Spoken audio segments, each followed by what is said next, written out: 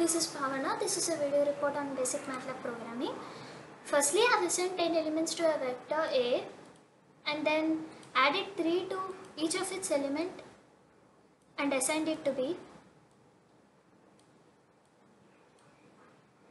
We can create a 5x5 matrix by specifying the rows using semicolons and get the transpose of it by using the transpose function. We can use the star operator for getting the matrix multiplication of two matrices. We can use the dot star operator for getting the product of corresponding elements of matrices X and Y. We can use this syntax for selecting any row of a matrix, and here I've done transpose to it so that I get the column vector of that particular row. We can get the nth to nth columns of a matrix by using this syntax. Have selected second and third columns of matrix X. Similarly, by combining the above two syntax, we can select any subpart of a matrix. So here I have selected the elements common to second and third rows and third and fourth columns. And we can delete a row or a column by assigning an empty matrix to it. Here I have deleted the second row.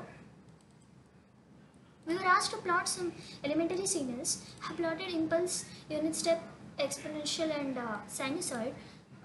We can use the subplot function to create a subplot of create a matrix of the graph that we are plotting and give the index of the particular plot. We can use the syntax to get the labels of X and Y. We can use grid on for marking the major grid lines, and we can use the legend to differentiate between two graphs in the same plot. We can use a step to get a discrete plot of our discrete graph. So if I run it, we get this graph. We can save any two variables in a file of the format .mat or .txt or .xls by using save function. Firstly, we specify the file name and then the other attributes specify the variables. We can save the file using the ASCII attribute. Then we can read that file on MATLAB, and here I have displayed the content of the file ab1 file.txt, and here when I used to save, these were created in the current folder that I am working in. We can create a structure by using this syntax. Structure is a data type containing different fields, and save the structure in a file of format .mat by using this attribute. We can use the whos to show what components are there in this file. We can also append a variable to a currently existing variable file having variables X and Y by using the append attribute, and here is the final file that I have got. We can save an array in a file by using the right cell and display the contents in it by using the read cell function in this way. We can also save a matrix in a file by using the write matrix and display the content by using the read matrix. We can also play an audio file on MATLAB. Firstly, we load a handle.mat. This creates two variables y and fs, the sample data and the rate fs. And then I have provided a file name and I have given the functions y and fs in this file. And then I have read the contents in this audio file by using the audio read function. We can play it by using the sound function.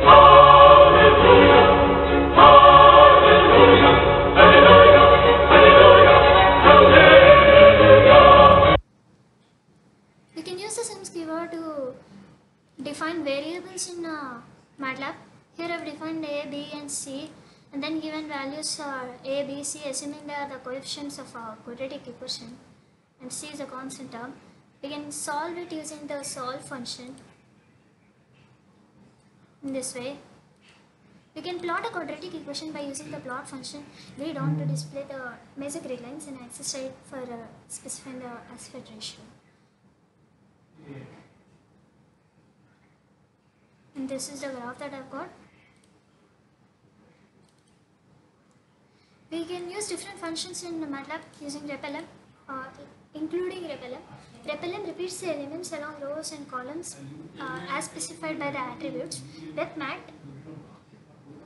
repeats the matrix itself along row and column, and it is specified by the attributes that you are using. And here is a matrix that we generated. We can use I to create an identity matrix, zeros and ones for creating arrays of zeros and array of ones respectively. By specifying the dimensions using the attribute, we can use the rand function to create randomly generated numbers. By default, we generate numbers between 0 and 1. If we want it between any interval, then we use this syntax. That is, if the interval is AB, then we use a plus b minus a into rand function. Randomly generated integers. Reshape redefines the dimensions of a matrix. Cat function concatenates arrays row-wise or column-wise as per the first attribute. 1 if row-wise and 2 if column-wise. Wordcat concatenates array vertically and horsecat horizontally. Diag function creates a diagonal matrix, or it gets the diagonal elements of a matrix. So here are the block diagonal creates a block diagonal matrix of different matrices that we have given using the attribute. Flip left to right flips the matrix from left to right, and flip up down flips the matrix up down. Rotate 90 rotates the matrix counterclockwise. Trill extracts the lower triangular part and Q extracts the upper triangular part. Permute changes the order of the dimensions of a matrix.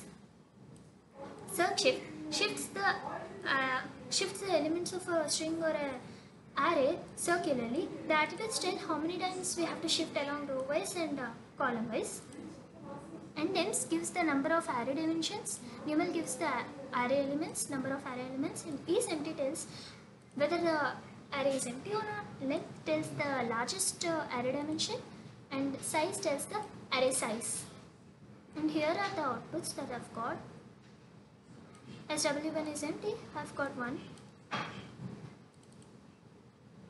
We can use looping statements in MATLAB like while and for. While the condition is true, the block of statements in while will be executed. While the iterating variable is running, the block of statements in for will be executed. We can use a nested for loop, that is a for inside a for.